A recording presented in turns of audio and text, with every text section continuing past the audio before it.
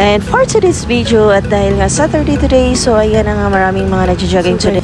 Daming nagja-jogging today. Nagja-jogging. So, masarap mag-jogging pag marami ka rin nakikitang nagja-jogging kasi nga na-inspired ka rin sa kanila dahil nakaya din nilang mag-jogging. So, ayan na nga guys. Hindi masyado mas traffic dito sa lugar namin ngayon. Actually, kasi nga Saturday and also wala rin mga masyadong sasakyan dahil nga hindi naman siya office hours.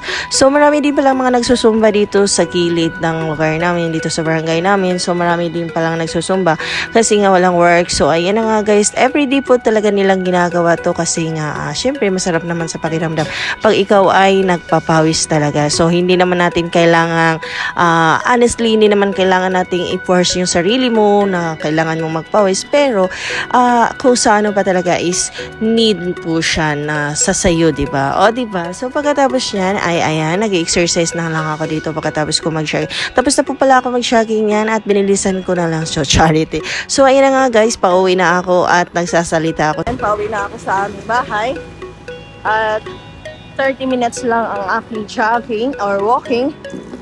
Random pala. Jogging and walking. Kasi hindi ko kaya pure jogging ngayon kasi medyo konti lang yung katulog ko. So, ayan, pauwi na ako. At pagkatapos ko nito ay